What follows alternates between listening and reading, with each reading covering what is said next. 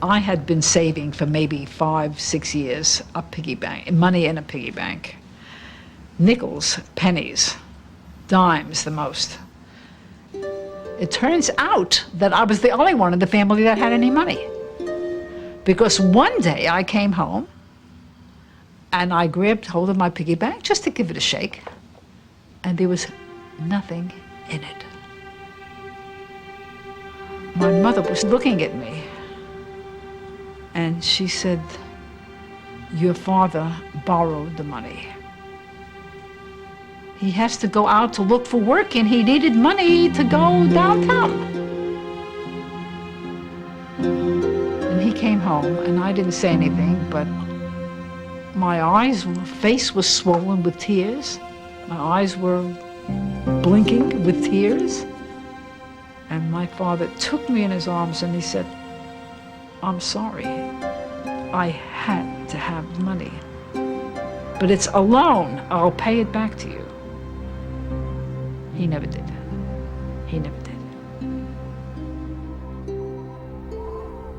My family had exhausted all its credit with the local merchants. And on one occasion, my father came home and asked what was for dinner that night, and my mother said, "There's nothing." How could that be? How could there be nothing? It was one of the few times in my life that I was fearful for myself. Fearful of losing what little they had left, people rushed to the banks to withdraw their savings.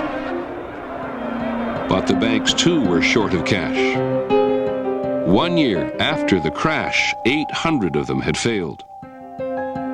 9 million savings accounts were wiped out. There was a janitor called George Gallies who had $1,000 in the Bank of the United States. It had taken Gallies 40 years to save $1,000. After spending 2 nights and 2 days in the pouring rain outside this shuttered, locked bank, literally beating on the walls with his hands in frustration, he realized he was never going to see 10 cents of his money. And he went back to the basement where he lived, and he hanged himself in despair. That's what bank failures did. They crushed tens of thousands, maybe hundreds of thousands of ordinary people like George Gallies. With their savings gone and layoffs increasing, people were forced to sell their cars, their furniture, their wedding rings. Before long, half the country's home mortgages were in default. Families across America found themselves facing eviction.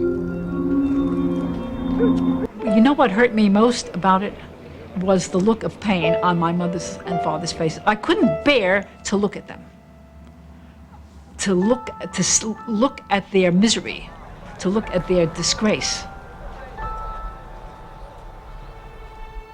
They felt they had only themselves to blame. This was a different generation. This was a generation that had grown up with the old faith, the faith in self-reliance, that people had to stand on their own 2 feet. They didn't say the government has failed me. They said, I'm to blame. I failed in this American system of ours. It's my fault.